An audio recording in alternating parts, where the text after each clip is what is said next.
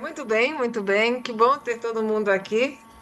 Eu conversava com o Luiz Gonçalves longamente no sábado passado e ele bem acadêmico, né, me disse: Eu tenho assistido a algumas gravações e é bem informal, né? Eu falei: É totalmente informal, Luiz, totalmente informal. É um bate-papo onde eu incentivo todo mundo a entrevistar as pessoas. Eu não quero ficar falando sozinha e nem que os nossos convidados falem sozinhos. Então, por favor, podemos interromper o Luiz quando necessário, quando a gente tiver curiosidade, e vamos tê-las, né?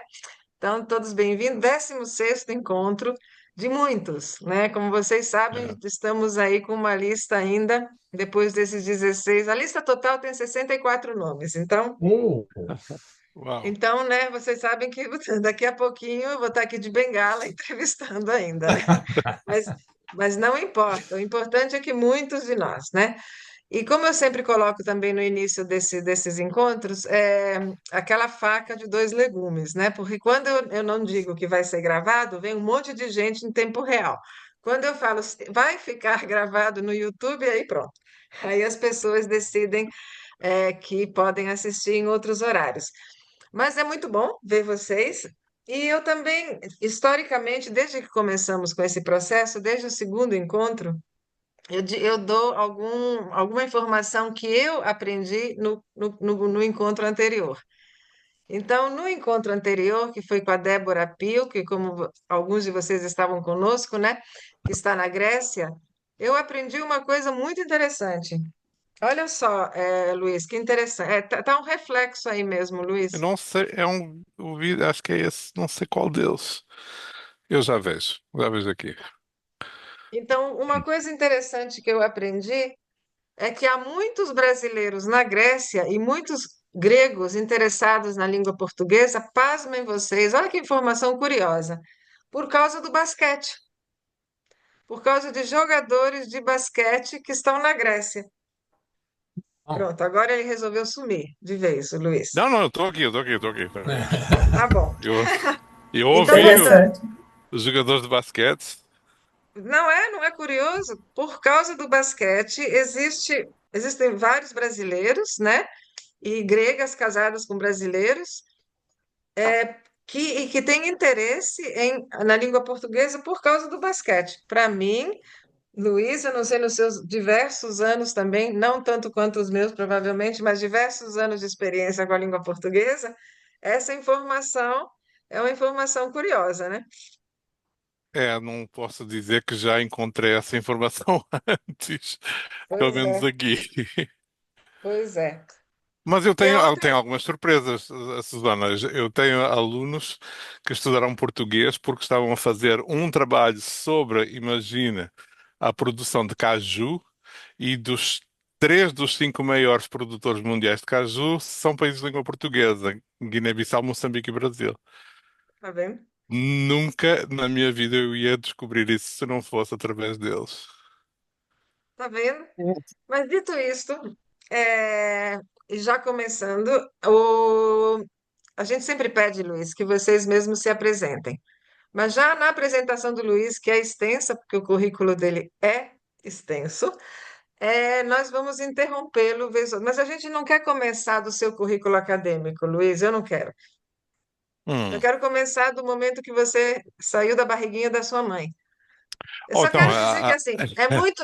Eu tenho intimidade com o Luiz porque nós somos amigos de fato, né? isso. Muito amigos. Eu tenho uma consideração, eu vou colocar aqui, alguns de vocês já sabem, mas minha mãe partiu desta encarnação nos Estados Unidos. E no dia seguinte, à partida da minha mãe, o Luiz saiu de Princeton com a Julie, a esposa, para me buscar na casa do meu irmão para almoçar comigo. Então, esse tipo de vínculo não é um vínculo que seja para ser desperdiçado. Então, eu considero o Luiz, entre as pessoas que eu conheci por causa da língua portuguesa, uma pessoa muito especial para mim. Então, por isso também eu Ah, tenho intimidade com ele para dizer, Luiz, a gente quer saber de você desde o início da sua vida neste planeta Terra. Por favor. então é uma consideração que eu também te dispenso também. o mundo de língua portuguesa trouxe muitas pessoas para a minha vida. Praticamente hoje em dia quase todas entraram de alguma forma por aí. E eu tenho um carinho muito grande e uma admiração incrível pelo trabalho que tens desenvolvido e pela generosidade em compartilhar connosco. Então, olha, da barriga da minha mãe, isso temos que ir para Moçambique. Eu nasci em Moçambique, no milénio passado, no século passado, há muitas décadas, há 55 anos. E, ahm, e em 1974 os meus pais voltaram para Portugal.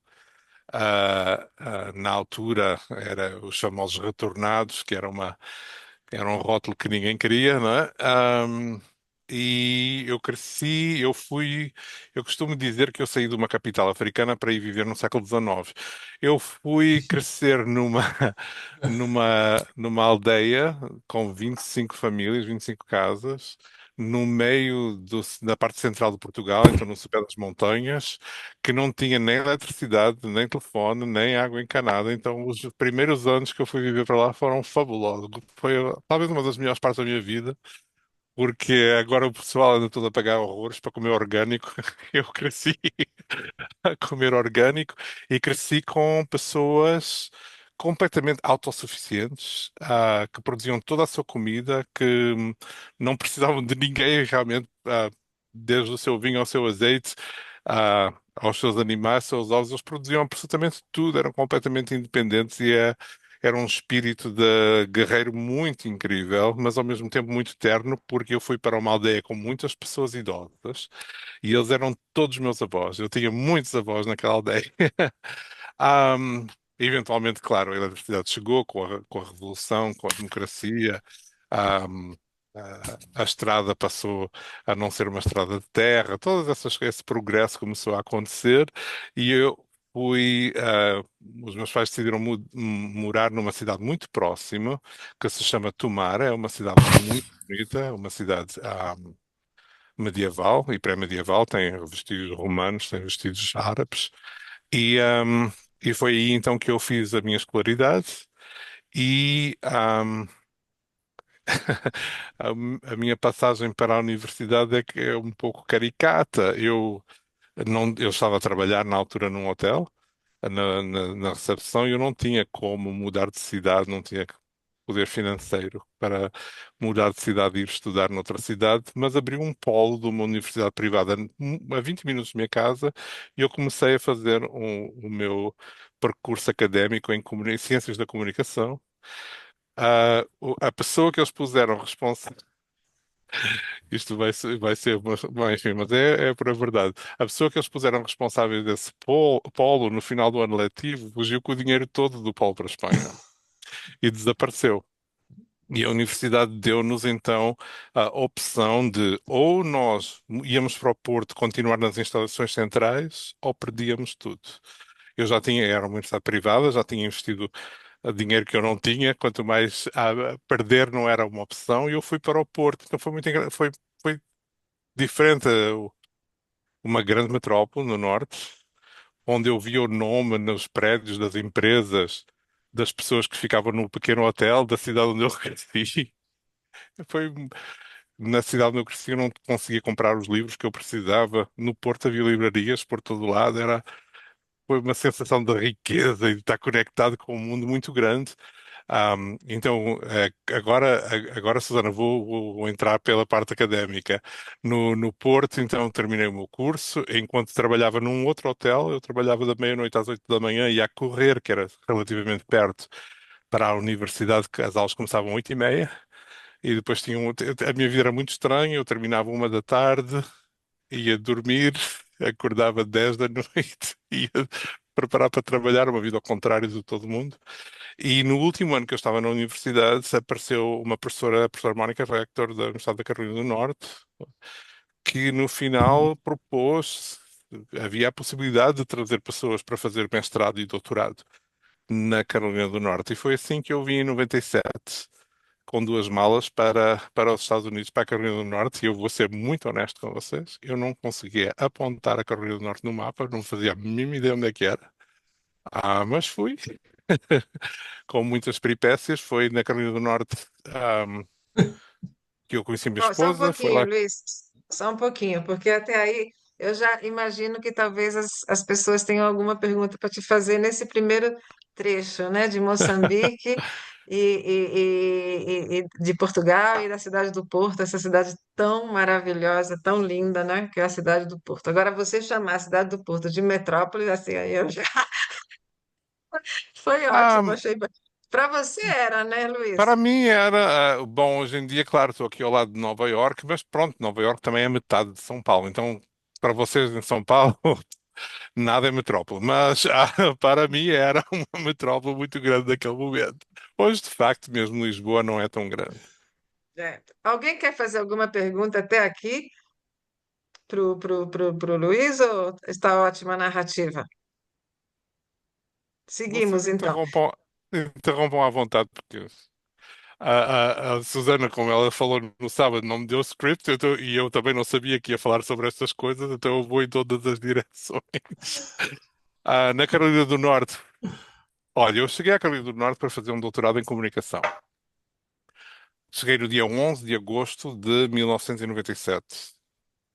Na altura, antes de os ataques às Torres Gêmeas em Nova York, andar de avião nos Estados Unidos era como andar num ônibus. A gente ia até à porta, todo mundo ia até à porta, entrava, não havia, não precisava passar, tirar sapatos, não precisava fazer nada, nem passar por raios-x, nada. Era só mesmo ir até à porta do avião, dar um abraço, quem ficava, ficava, quem entrava, entrava. Era uma coisa bem simples. E eu, quando eu cheguei, uma das cenas que eu costumo contar muitas vezes foi que eu fiquei a ver o pessoal andar para trás e para a frente, todo muito rápido, todo com gente com muita pressa, e, hum, e eu fui tomar um cafezinho, um café. E nestas questões da língua é muito interessante, o que a gente diz e o que a gente quer significar às vezes não são a mesma coisa. E a pessoa que ouve não nos consegue, não sabe o que é que nós de facto queremos significar, e a pessoa que fala não sabe dizer aquilo que quer, não é? Eu fui tomar um café e eu pedi um café, ela perguntou-me se eu queria pequeno, médio ou grande, que foi uma pergunta muito estranha para mim, como assim? Café tem tamanho? E eu pedi então um pequeno e eu recebi um copo de café enorme. Ahm, e eventualmente eu perguntei para a senhora, olha, eu pedi pequeno. Ela disse, oh, meu amor, não te preocupe, eu não tenho mais copos pequenos, mas eu dei o grande, mas eu vou cobrar o pequeno. E o que eu queria dizer, na realidade, era eu pedi um expresso. Para mim, isso é que era o pequeno. E ela não sabia o que é que eu estava a dizer e eu não sabia como é que eu me havia de expressar. E achávamos que estávamos a ter uma conversa interessante. E no final eu paguei-lhe com uma nota de US$ 100. E ela ficou, uou, não via uma nota destas há muito tempo. Agora, vocês têm que entender que em Portugal um café naquela altura custava 70 escudos. Uma nota de US$ 100 para mim não parecia grande coisa, era só uma nota de US$ 100. Só que, claro, o café era 70 centavos, ela tinha que me dar US$ 99 e 30 centavos de volta. E esse foi assim o meu primeiro momento de aprendizado sobre o que é que o valor das coisas, o que é que se diz e o que é que se significa. Foi logo a partir do primeiro momento. Luiz, então você imagina um italiano pedindo um café nos Estados Unidos, né? Oh, Porque coitado do italiano italiano. é outra É. história com o café, né? E depois comecei-me a entender que o mapeamento cultural do qual as pessoas vivem é diferente para todo mundo. Então, para mim, por exemplo, ir ao supermercado era um inferno. Porque eu ia em Portugal ao supermercado e eu tinha talvez, sei lá, 20 cereais do café para tomar de manhã. E eu escolhia um. E nos Estados Unidos tem um corredor completo de cereal. E ter muitas opções parece uma coisa fantástica. Mas na realidade há uma sobrecarga cognitiva por ter tantas opções e ter que estar a tomar tantas decisões que era muito difícil para mim. Quando eu ia a um restaurante, era um inferno. Ok, vou comer um sanduíche. Qual é o pão que você quer? Pão? Pão? Qual pão? Como assim, pão? Tenho que escolher o pão? É, tenho que escolher o pão. Então, quais é que pão é que vocês têm? Lá vinha aquela lista enorme e eu já me dizia o último que eu não sabia nada o que ele queria dizer. Ok, e agora qual é o queijo que você quer? Queijo? tenho que escolher queijo. Oh, diabo. Qual queijo que vocês têm? E eu comecei a comer American porque eu não conhecia nenhum dos outros. E American era fácil de falar e eu também não conhecia, mas enfim. E depois, e agora qual é o molho que você quer? Oh, inferno. Como assim molho? Azeite, vinagre, sal, pimenta, que molho? Então, é assim, muitas perguntas, muitas escolhas que no meu mapa cultural não existiam. E, enfim, foi mais uma lição sobre aprender uma língua estrangeira. Não é só aprender estruturas gramaticais, é aprender toda. Luiz, deixa eu te Sim, interromper de novo, vou ficar te interrompendo mesmo. A Maria fica à Tereza e a vontade. Joseli também estão nos Estados Unidos, estão na Flórida. Então, Uhum. eu queria. O Carlos, Carlos também está na Flórida. Ah, desculpe, claro, você está na Flórida também. Então, se vocês têm, para contribuir com o que o Luiz, vocês têm alguma experiência parecida com a do Luiz, nesse sentido que ele está abordando agora? Bem, eu quando cheguei aqui tive a mesma experiência. Um problema assim, desculpa, muitas opções e é difícil, né? Um minutinho. E agora eu imagino, ai gente, eu tô sem voz. Imagino as pessoas que chegam de Cuba, que não têm absolutamente nada, né? E como se sentem aqui? Totalmente perdidos, porque são muitas opções. Exatamente. É. E Eu aí tive a você me mesma traz. experiência. Maria Tereza, você me traz ao nosso projeto Idioma que Soma, né, de aula de português para Ah, refugiados e imigrantes, né? Aqui nós temos aqui algumas voluntárias desse projeto e essa reflexão é muito importante para a gente. Por isso que eu digo que às vezes o projeto, muitos de nós, não tem a ver com voluntariado, mas tem a ver porque o que vocês estão relatando é fato. Imagina você, os nossos refugiados, é. especialmente os que vêm do Haiti, ou que vêm da Venezuela, ou que vêm do As- Afeganistão hoje, né?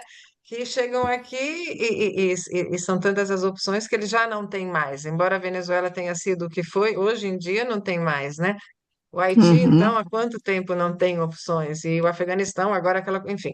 Então, é uma reflexão muito importante para a gente também, porque vai muito para além, né, da língua e das nossas vivências na língua, né? É uhum, fato. exato. É, a gente chega a um momento que a gente quer, que a gente quase diz, já escolhe para mim. O que tiver o primeiro da lista, tá? Eu como tudo ou bebo o que tiver no o primeiro da lista e porque estão-nos a pedir para fazer decisões que nós não temos nem os recursos culturais nem linguísticos às vezes para fazer, porque não sabemos qual é o referente de todo, não é?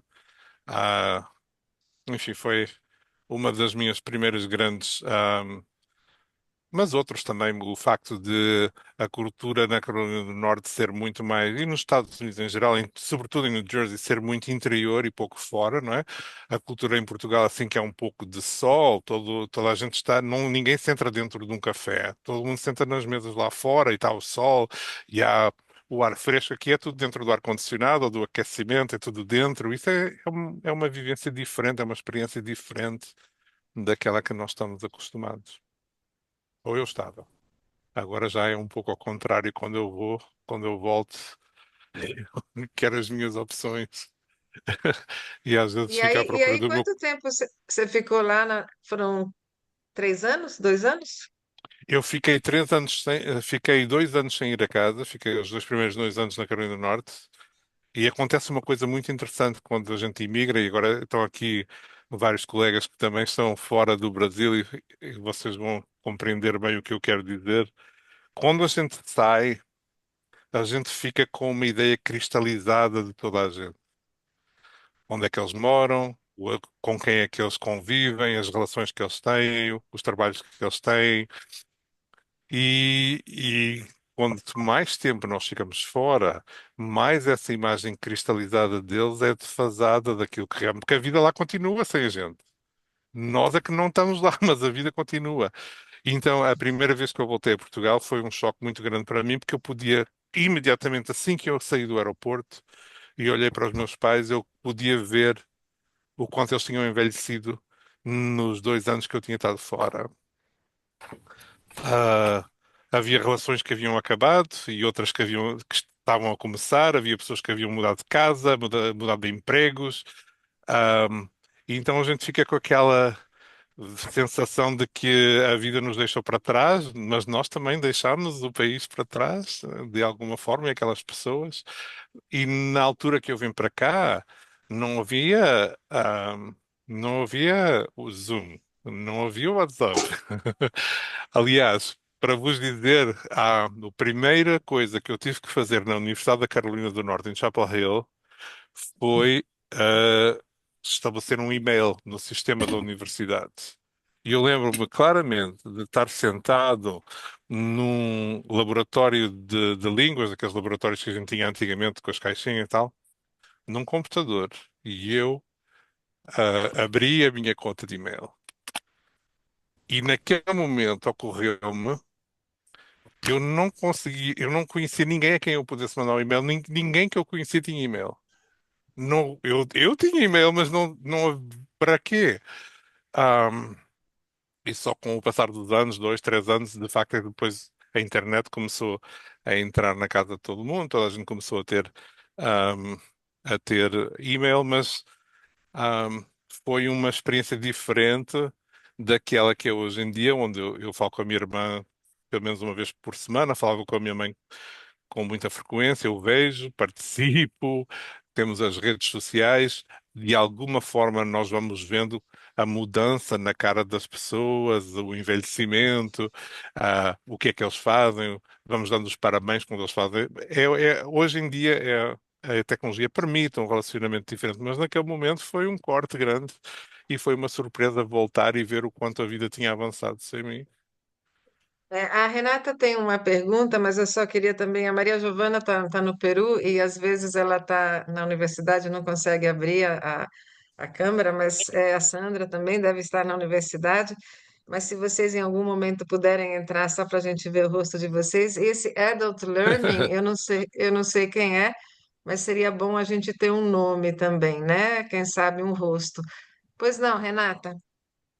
Então, eu queria saber, Luiz, queria saber, Luiz, pelo teu tempo, eu entendi que você está mais tempo nos Estados Unidos, de vida. Não sei se está metade da Ah, vida nos Estados Unidos, metade em Portugal. agora já é mais de metade aqui. É. E eu queria saber se você continua sentindo estrangeiro ou se você já adotou sentimentalmente, né, independente da, enfim, da escolha de nacionalidade, se você já consegue se sentir em casa aí, não só na sua casa, literalmente, mas como país, ou se você ainda fica a pecar a pelar, assim, qual que é o teu sentimento? É uma pergunta injusta. É difícil. Por acaso tive uma conversa sobre imigração com um grupo de alunos da Middlebury a semana passada, precisamente, e que eles queriam precisamente saber sobre isso, e eu tive muita dificuldade em responder. E quando eu vim para cá, a minha casa era em Portugal. E durante muito tempo sempre foi aquele plano de em algum momento eu vou voltar. Tinha a vantagem de que eu passava o dia todo a falar português, que eu estou no departamento. Aliás, falava português, espanhol e inglês todos os dias, praticamente da minha vida. Ah, enfim, tenho a televisão portuguesa, mantenho contacto com uma rede de amizades muito grande em Portugal. Para dizer que também me sinto muito em casa quando vou ao Brasil, porque eu reconheço muito de vocês em nós e de nós em vocês. E eu nunca senti necessidade de ter que responder essa pergunta. Se quando estava aqui estou em casa, quando estava lá estava em casa. Mas o 2016 marcou uma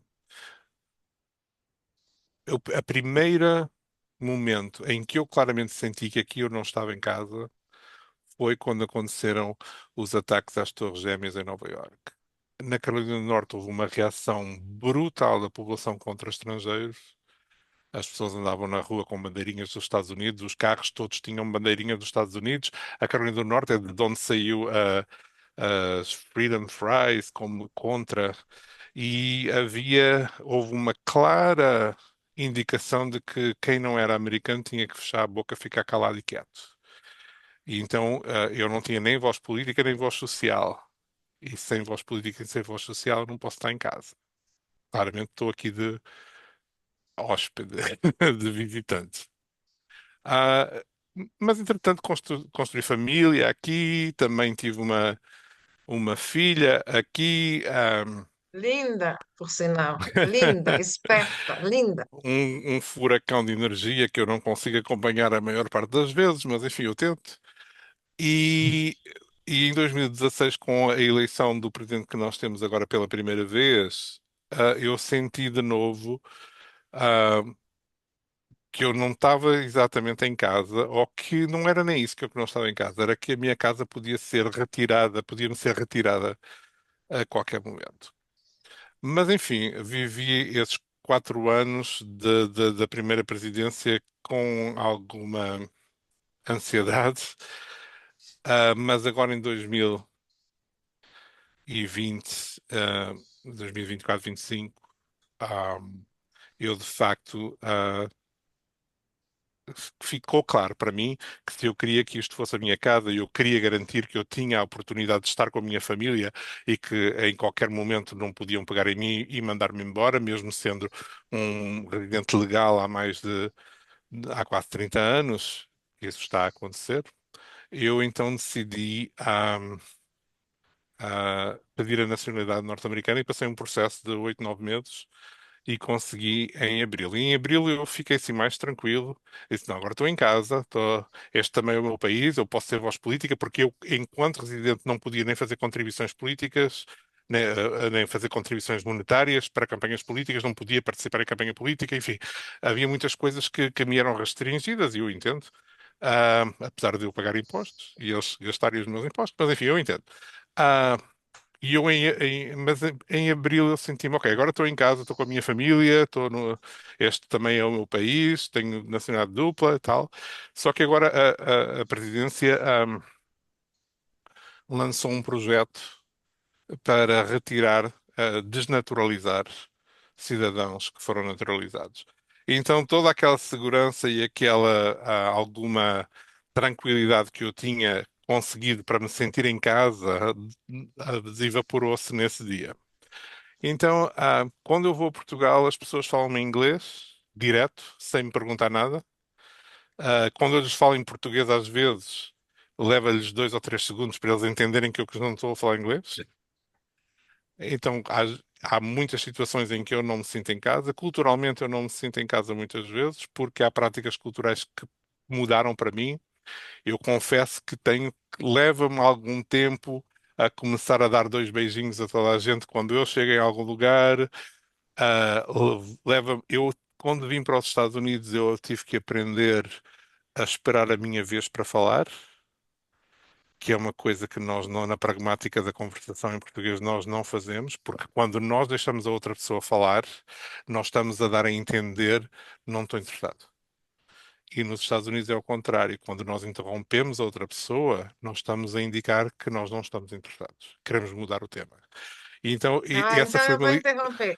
Então eu vou interromper Interrompe. porque eu sou italiana e brasileira, então eu posso interromper. Você sabe, essa coisa das bandeirinhas me remeteu à minha infância em 64. Como quase todos vocês sabem, eu nasci na Itália, né? E vim para o Brasil com 6 anos. E quando houve o momento 64, quando houve a questão aqui no Brasil, os carros também andavam com bandeirinhas do Brasil e andavam com a frase Brasil, ame-o ou deixe-o. Eu acho que vocês são jovens demais para a maioria para terem vivido esse tempo. Não, né, Carlos? Mas Aham. foi um momento muito difícil para minha família também, porque Uhum. nós estávamos no Brasil, cooperando economicamente com o Brasil, não só com impostos, mas com o trabalho dos meus pais, com a empresa que meus pais tinham, mas vivia-se o medo, não era? Então é interessante como acontecem esses momentos políticos em que tem essa questão das bandeirinhas, de ame ou deixe, ou de você não se sentir em casa, de você sentir medo, né? Que é isso que está acontecendo não só, em vários países, né, na verdade, hoje em dia. Então, me É, ocorreu isso mas quando então, você quando eu falou. estou lá, eu lentamente volto a começar a interromper as pessoas, porque eu noto, eu começo a notar na cara delas que eu não estou a fazer as coisas como elas esperam. E, e então há assim indicadores de que eu não estou mais exatamente em casa, tenho que me adaptar lá. E quando estou aqui, tenho outros momentos em que é a mesma coisa. Então, o meu estar em casa é muito entre espaço, Eu entre tenho uma dois outra coisa. espaços. Uhum. Quando a Itália joga contra o Brasil na Copa do Mundo, não há sangue meu que não torça pela Itália. Não é uma desgraceira? É um negócio, é um negócio. Ó, Tem umas coisas, mas tem uma outra coisa mais séria que o meu ex-chefe, o Vicente, que era o proprietário da SBS, a editora que nos publica até hoje, né? É, que dizia, né? Ele português também dizia, para ser sincero sempre, né, Luiz? A gente, meio como estrangeiros, vive um pouco no limbo, né? Eu isso. não sou Uhum. italiana na Itália, porque não sou italiana na Itália. Eu não sou brasileira, sou naturalizada brasileira, e todo mundo sabe da minha paixão pelo Brasil. Mas tem a Copa do Mundo, tem isso, tem aquilo. Então, a gente parece que fica numa fronteira lá e cá. É como se houvesse um universo, assim, a minha imagem é cheia de estrangeiros vivendo em outros países, vivendo outras realidades, que é um limbo, né? Nenhum nem outro, mas os dois, né? Não sei, olha, talvez, mas se eu for responder à Renata por essa questão, se Portugal e Estados Unidos jogam, é por Portugal, não tenho dúvida nenhuma, nem pisco. Ah, mas é interessante olhar por essa perspectiva, não é? Se bem que, enfim, por outro lado, aqui futebol não é um desporto muito popular aí, não é tão popular ainda, não é? Nem com a desgraçada da Copa do Mundo que vem para aqui fazer não sei o quê. É, só mais uma coisa, eu queria agradecer a Isabel para ter colocado, a Isabela para ter colocado o nome dela. É sempre melhor a gente ter o nome, né, da pessoa. Obrigada, viu, Isabela? Obrigada. Eu não sei onde você está, mas se você não puder falar e puder escrever onde você está, é Isso. sempre interessante a gente saber. E aí, Luiz, vamos lá, continue, porque a sua vida acadêmica é longa. Não é tão longa, é bastante mais curta do que as pessoas possam pensar. Eu em 2000 fui viver para a Espanha com a minha esposa. Ela fez um programa na Universidade de Sevilha, que foi uma experiência muito, muito interessante, porque eu considero que o meu choque cultural na Espanha foi muito maior do que o meu choque cultural nos Estados Unidos. Isso para mim foi uma surpresa, porque eles estão ali ao lado. Pensei que eles eram muito mais semelhantes a nós, mas não. Eles têm práticas culturais perfeitamente que em Portugal, por exemplo, nós ficamos um pouco horrorizados, não é? Até a forma de atender o telefone, diga! Como os meus colegas telefonavam para a Espanha e sempre que eu pegava no telefone, eles respondiam, diga, que mal educado. Mas é assim que eles respondem aqui. Ou entrar num bar, sentar e gritar quando pueda. Quem é que faz isso? Isso é tão rude. Mas enfim, eles têm de facto essas práticas culturais que são bastante diferentes. Aqui, era muito mais reconhecível. E eu acho que tem um pouco a ver também com a exposição aos filmes deles e às práticas culturais norte-americanas que nós temos em Portugal com quase todos os dias na televisão. Ahm, mas quando eu voltei e terminei o meu doutorado, não terminei, terminei os cursos de doutorado e inscrevi-me para um trabalho. Tive uma entrevista por telefone, tive um convite para visitar o campus e tive uma oferta de trabalho. Foi isso, foi na Columbia University em Manhattan. E a minha esposa começou a trabalhar numa universidade em New Jersey que se chama Monmouth University e, e foi assim que eu vim para New Jersey, bem para o centro do estado, porque eu ia de comboio ou trem para norte, para Manhattan, e ele, Julia, para sul de carro para a outra universidade. E vivemos ali durante um tempo. Depois abriu uma posição para dar aula de português na Princeton University, que era muito mais perto da minha casa, que eu demorava 2 horas no trem, no metro de Nova York para chegar à Colômbia. E eu aproveitei. E depois vim morar mais para o sul, ainda mais perto da universidade. Agora moro a 30 minutos, é bastante simpático. 30 minutos da universidade para o oeste, 30 minutos da praia para este. Não se pode, não me posso queixar. Eu moro numa Ninguém pode se queixar de estar em Princeton, além do mais, tão bonita e, eu- que é, especialmente na primavera. e eu moro numa colónia de artistas. Eu moro numa cidade que se chama Roosevelt, que foi construída nos anos 30 durante a Grande Depressão, num plano de Eleanor e o presidente Franklin Roosevelt. Foi inicialmente um projeto comunista e cooperativo, que eu amo, até hoje ainda é uma cidade bastante progressista, para desempregados do distrito de produção de roupas de Nova Iorque. Só que quando os trabalhos começaram a voltar nos anos 40, muita da população que estava aqui, que também era de origem judaica, temos uma sinagoga absolutamente linda, voltou para Nova Iorque e a cidade ficou um pouco mais abandonada. A cidade foi toda construída com a arquitetura Bauhaus, então, ao contrário daquilo que vocês veem na televisão, a minha casa é feita de bloco de cimento e aço, não há furacão, não há tornado que leve esta casa para lá de eu, não é de madeira em nenhum lugar. E, hum, e houve um fotógrafo, por causa da arquitetura, que fez um ensaio aqui que ficou muito famoso e começaram artistas a vir morar para aqui. Então, nós temos uma das escolas que é considerada uma das escolas, acho que é a segunda melhor do estado, e é por isso que nós viemos morar para aqui, porque eu queria que a minha filha fosse estudar naquela escola com um programa com artes muito forte e é uma cidadezinha muito pequena, mas muito simpática. Eu vejo que a Renata, Renata tem. é, Eu queria te perguntar, você dá aula de português, então, na Uhum. faculdade. Esse seu interesse pela língua portuguesa, pelo idioma, aumentou ao longo do tempo ou não? Como você vê isso?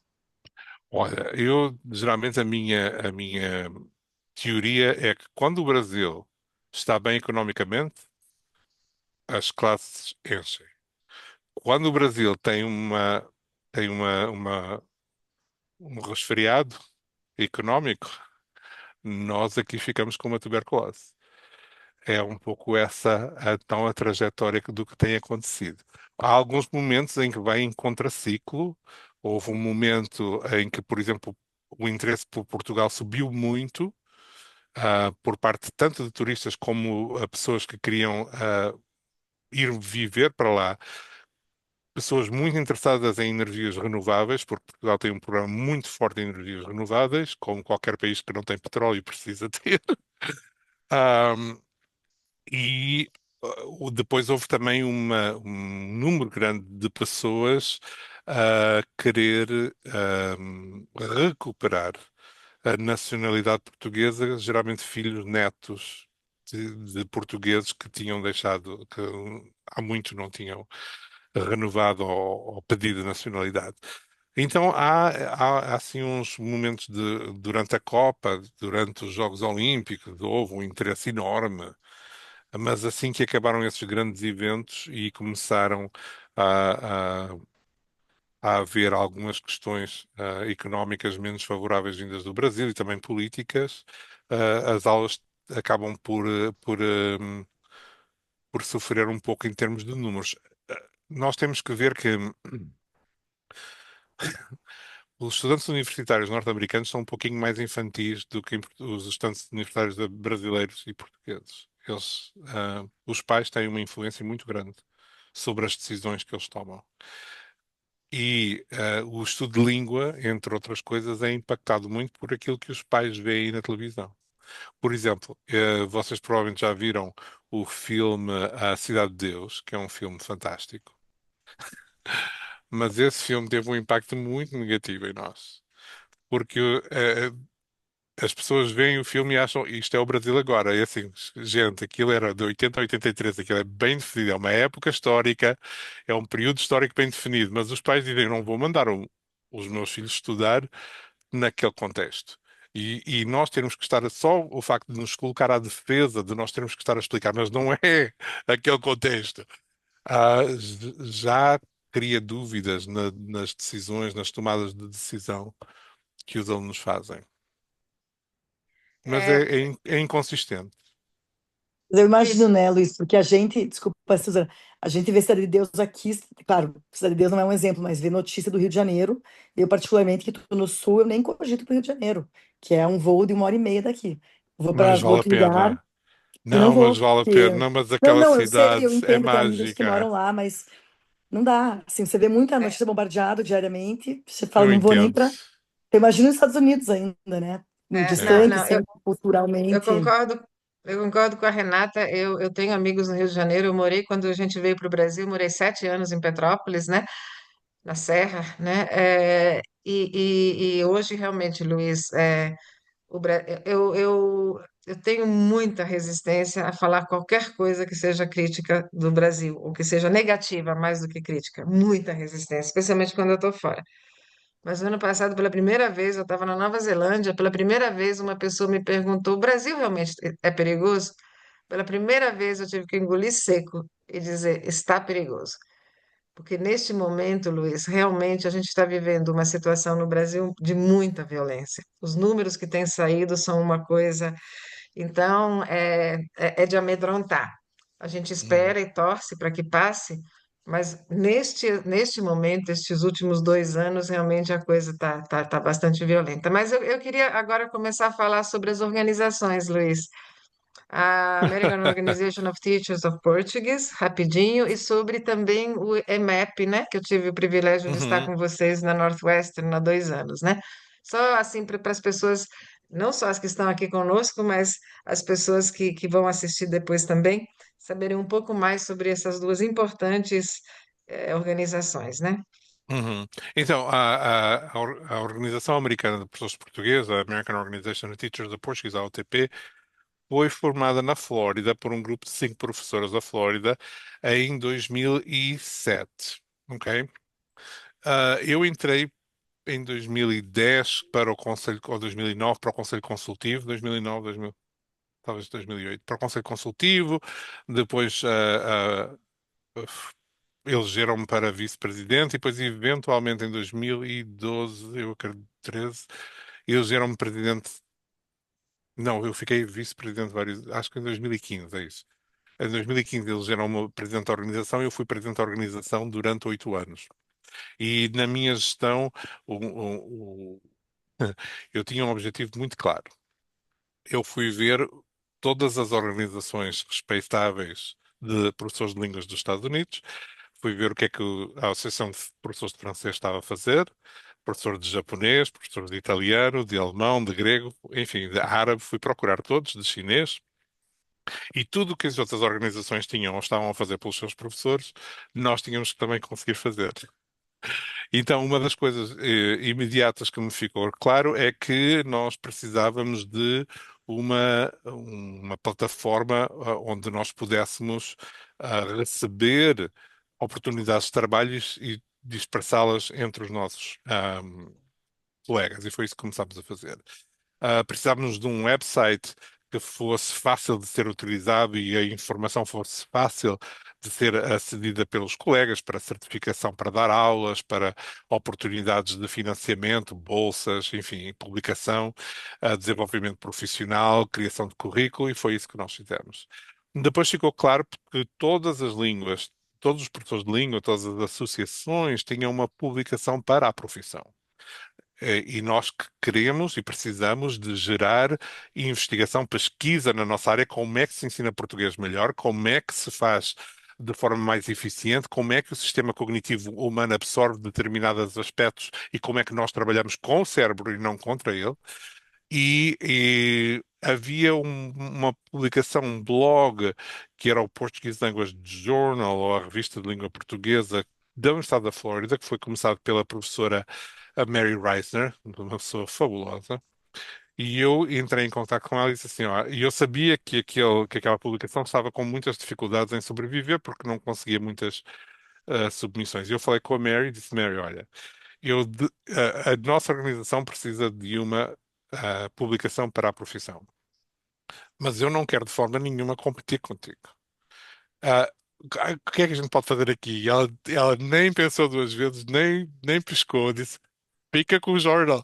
Então, uma das primeiras coisas foi nós trouxemos aquela publicação, que já tinha um SSN, que é uma espécie de código de barras, né, para É identificador, como se fosse um ISBN, mas para revistas, né? para revistas e criámos um painel editorial, eu criei um website novo com, e com tudo o que as outras revistas da área tinham. E a segunda coisa que era absolutamente necessário era organizar um evento que fosse para a profissão. Essas 5 professoras que começaram a OTP organizaram com uma organização da Flórida que se chama Focus Brasil, com o Carlos Borges, que é um homem fabuloso, com uma energia que pouca gente tem. E o Carlos então organizou um painel dentro de um evento muito grande da Focus Brasil que ele tem em Fort Lauderdale. E o primeiro foram 4 pessoas convidadas para falar. No segundo EMEP, eu disse: olha, se vocês me permitem, se vocês me garantirem este espaço, eu organizo como uma atividade académica. Então, no segundo EMEP, eles permitiram, eu criei um website, criei uma comissão científica, mandei chamada de trabalhos para todos os meus contactos e mais alguns, usei as redes sociais e fizemos um evento com 2 salas paralelas e com várias plenárias. Ah, Foi incrível. Tive cerca de 32 comunicações, palestras. Ah, Foi tão bom estar entre professores de língua. Foi tão bom estar entre professores de língua portuguesa. Você sabe, Ah, Luiz, só duas coisas. Uma, EMEP, gente, é Encontro Mundial de Ensino de de Português. português. Exato. Isso. E você sabe, Então, Luiz, que eu fui para o Focus Brasil, não te conheci na época, em Fort Lauderdale, logo no início. Eu fui para falar sobre livro digital e não sobre língua portuguesa. Olha só que coisa, quando eu era fazia parte da diretoria da Câmara Brasileira do Livro. oh, Então, fantástico. eu fui para falar sobre mundo digital, no ensino enfim. Mas não era EMEP, não era nada disso. Era Focus Brasil mesmo, com um grande É. patrocínio, se não me engano, do Banco do Brasil, e tinha Sim, sim, uma sim, sim, exato. grande participação do consulado, que é uma coisa Exato. muito importante, que até hoje o consulado da Flórida, assim como Miami, assim como o Nova consulado York do e Brasil de Nova Boston York, e Chicago são todos e, e fabulosos. Paris também. Eu digo isso, que é importante quem nos assiste que entenda que não são todos os consulados, não são todos os institutos Guimarães Rosa que conseguem vingar, porque existe uma rotatividade imensa nesse mundo Uhum. dos diplomatas e a gente gostaria muito de ser mais ouvido, não é, Luiz? Mais É, ouvido, nós da iniciativa privada participarmos mais da iniciativa pública pela língua portuguesa. Então fica aqui esse registro também tão importante, mas eu é. sempre apreciei e sempre fui muito elogiado o consulado realmente lá de Miami, o consulado na Flórida, não sei se tem mais de um, mas de Miami com certeza ou de Fort Lauderdale, eu não sei se é separado, e todo o apoio que sempre deram, né, Luiz? O EMEP agora há 15 anos que acontece. Aliás, convido todos para virem participar na Kansas University no dia 12 e 13 de junho esse ano, que, entre outras coisas, é também uma das sedes da Copa, se ela ainda acontecer aqui, vamos ver. E depois do EMEP terminar no sábado, nós vamos todos ver a abertura juntos numa tela gigante numa das salas da universidade. Então vocês podem vir e participar se quiserem, mas o EMEP então há 15 anos que é organizado. O segundo EMEP foi o terceiro EMEP duplicou o segundo, foram 60 e tal, passámos para 80, houve anos que chegámos a receber quase 250 propostas de palestras e não conseguimos aceitar mais de 35, 40%. Enfim, fizemos em muitas universidades de renome, na Columbia, na Georgetown, na Princeton, na Harvard, na Berkeley, enfim, a Universidade na Northwestern, e hoje é um encontro estabelecido, onde as pessoas vêm do mundo inteiro, nós fizemos a última contabilidade, tivemos participação de professores de português de uns 20, 25 países já, um, e vêm a apresentar a pesquisa que têm feito, as melhores práticas, o desenvolvimento de currículo, material para a sala de aula e geralmente isso acaba por alimentar depois a publicação, o que é publicado pelo Portuguese Language Journal, que é uma forma de aquilo que é apresentado no MEP ser compartilhado com toda a gente em qualquer parte do mundo, ele é gratuito. está online, é aberto a quem quiser ler a pesquisa e as propostas de trabalho de ensino de língua portuguesa que os colegas apresentam, e é um recurso e uma forma de todos compartilharmos e participarmos uns com os outros, porque a única forma mesmo é É cooperação quase, e colaboração. é quase um projeto muitos de nós. Mas, Luiz, eu queria. Nós vamos terminar em 1 hora, porque esse é o nosso compromisso. E tá tão gostoso que já quase passou 1 hora. Então eu queria ver pois é, faltam uns 8 minutinhos. Eu queria ver Oito se minutos. alguém mais quer fazer alguma pergunta, algum comentário, aproveitando, porque não é todo dia que a gente tem o Luiz Gonçalves. Eu tenho, sempre que eu quero, mas Exato. não é todo dia que a gente pode falar com o Luiz. Então, se vocês tiverem. Oi, Joseli, quer falar? Pode falar, Joseli. Só que tem que abrir o microfone. Está fechado. Ok. Olá a todos aí no Brasil à tarde, né? Boa tarde. Ah, muito bom ouvir. Luiz Gonçalves, prazer em conhecê-lo assim, vendo sua Prazer. imagem, porque eu ouvi falar de você também sobre esses encontros há muitos anos atrás, antes da pandemia, porque eu sempre estou procurando as coisas por mim mesma. Eu queria, a minha única, obrigada por todas as suas explanações, tem sido super importante. Olha só, Luiz, eu sou também linguistic, e eu estou aqui, eu moro aqui em Santa Mônica, na Califórnia, já tem 35 anos. A princípio, quando eu cheguei aqui, eu cheguei a dar muitas aulas de português privadamente, por mim mesma, e eu sou formada na Universidade Federal de Brasília, e eu estou aqui. Agora, depois da pandemia, foram muitas voltas, muitas coisas, depois do ataque das torres, eu estava aqui, tudo isso aí. Então, a minha pergunta para você seria: o que você teria para me incentivar para eu entrar nessa de vocês, sendo que eu estou aqui em Califórnia e eu não sei nada se tem alguém aqui, se tem alguma conexão?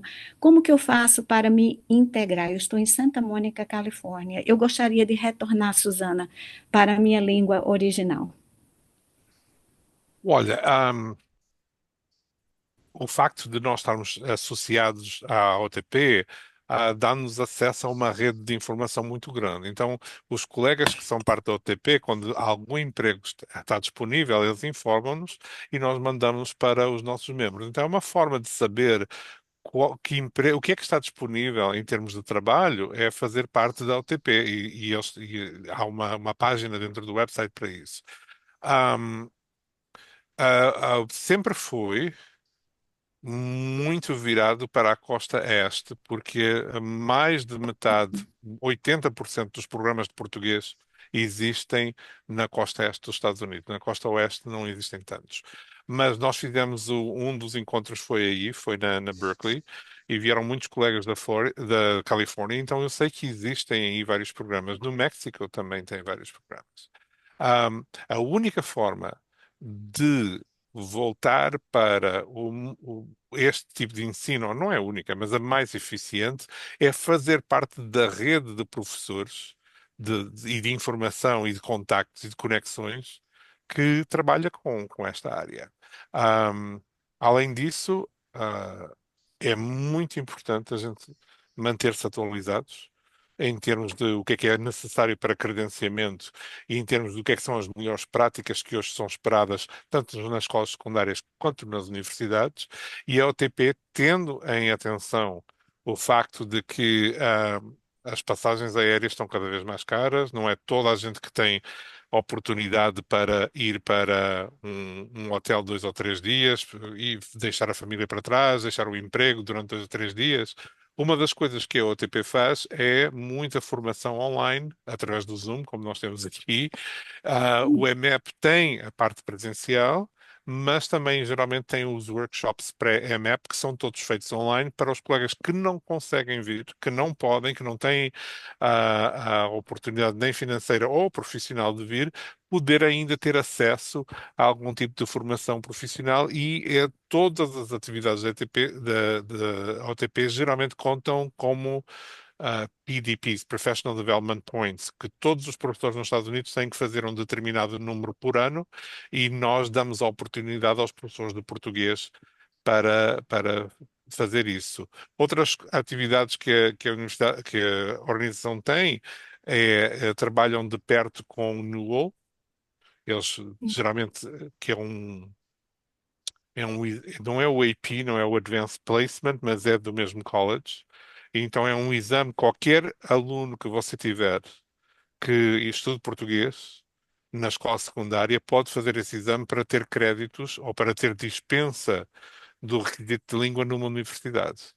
E isso é uma coisa que é muito importante para nós, porque quando os pais nos perguntam, mas aprender português para quê? Nós podemos responder para poupar Uhum. 15 ou 20 mil dólares na universidade. Sim. Além da parte identitária, que os nossos filhos e os nossos netos nascem, é um direito de nascença deles de falar a nossa língua, que a gente não lhes deve negar, mas há também um incentivo financeiro de poder ah, poupar muito dinheiro na universidade. Hoje em dia, o que eu estou a falar agora é um pouco de quando eu estava mais ativo na OTP. Eu agora sou past president, antigo presidente, faço parte do conselho, mas só falo quando me perguntam alguma coisa, que eu não quero interferir na administração das outras pessoas. E como eu assumi há 4 anos a diretoria da Middlebury Portuguese Language School em Vermont, eu tenho muito menos tempo para a associação, porque essa escola, esse programa de verão, consome muito, muito, muito, muito tempo. Mas é sempre bom, quando nós participamos. Eu saio de qualquer EMEP, de qualquer Encontro Mundial do Ensino Português, depois de passar 2 dias com os colegas, com ideias, com energia, com acesso a material novo, a vídeos que eu nem conhecia. É muito bom nós sempre juntarmos-nos e trocarmos ideias entre nós. Luiz, Ok. nós vamos precisar. Você vai. Joseli, eu vou fazer o seguinte, Luiz, se você me permite, ou talvez você mesmo coloque no chat o seu Tá. e-mail mais comum, porque né, hoje o Hotmail mesmo não chegou a você, meu Hotmail, hoje a mensagem não chegou ao seu Hotmail, e aí eu Uhum. acho que a Joseli talvez possa, e Luiz é muito generoso, assim que fiquem à vontade, ele sempre gosta muito de ajudar, então, Eu que tento. bom. Que bom que a Maria Giovana também conseguiu entrar. A gente vê o rosto da Maria Giovana no Peru, eh, que também faz um trabalho belíssimo com a língua portuguesa lá. Sim, sim, Maria Giovana paga uma anuidade. Eu não me Eu acho lembro que é qual é 40, acho que é $40 por ano, qualquer coisa assim. não é o fim do mundo, não. E, e sim, eu fui para o EMEP da Northwestern falar sobre o nosso trabalho voluntário, né?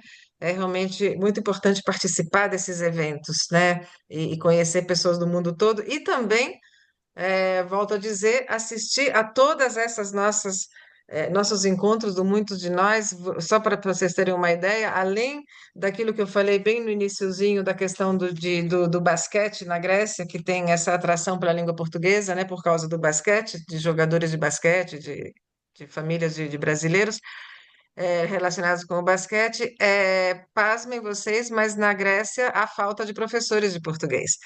Então, nesses encontros nossos, há várias informações sobre possibilidades também em outros países. Já falamos já tivemos também uma pessoa do Instituto Guimarães Rosa, a Fabi, que falou conosco de Buenos Aires. Então, Joseli, se você tiver um tempo, dá uma assistida, ou estão no YouTube, né? Mas, Luiz, eu queria muito que você falasse de Middlebury, mas não vai dar tempo aqui. Sem Que é problema. um É trabalho. só o melhor programa de língua do mundo, não te preocupes. Ele vende Pois se ele deixa próprio. para lá, não é um detalhe, né? Mas eu queria muito te agradecer pelo teu tempo, Luiz, pela sua amizade e também a todos vocês que estão presentes. A gente tenta sempre deixar isso no máximo em 1 hora, né? Para ficar uma coisa palatável para todos. Então, Luiz, muito, muito Muito obrigado por estar obrigada. aqui à conversa com vocês, por terem a paciência de me ouvir. E fiquem à vontade de utilizar o meu e-mail se tiver alguma pergunta. A gente está aqui. Isso. Isabela, obrigada também por mostrar aí o seu rosto diretamente do Rio de Janeiro. Infelizmente Obrigada, eu tivemos que estava na falar um rua, pouquinho. por isso que eu não consegui antes, desculpa. Não, não O tem Luiz eu problema. já tinha Luiz. conhecido no contato, não sei se ele vai lembrar, na época do IBEL, que você trouxe esses Ah, alunos. claro. Sim, sim, sim, sim. Eu substituí você numa das aulas. Fantástico, obrigado. De nada. Não. Que bom ver todos os rostos e, e fiquem atentos. O nosso próximo encontro não vai ser do projeto Muitos de Nós, vai ser de um outro projeto que Maria Lúcia e eu gostamos muito de fazer, que é falar sobre materiais autênticos em aulas de português língua estrangeira, né? Então, nós vamos falar sobre um texto voltado muito para a inteligência artificial, para o mundo da multimídia. E eu vou postar, na verdade, estão sempre nas minhas redes. Eu divulgo, especialmente no Facebook e no LinkedIn. Então, fiquem atentos. E o nosso próximo encontro do projeto Muitos de Nós vai ser na segunda quinzena de fevereiro. Não tenho ainda a data exata, mas nós vamos falar com uma professora, Sara, que dá aula no Paraguai. Então, vocês veem a variedade de lugares em que o nosso projeto está chegando. Luiz, um beijo especial. Um grande abraço Obrigada a para todos. todos. Tchau, tchau. Obrigada. Obrigada.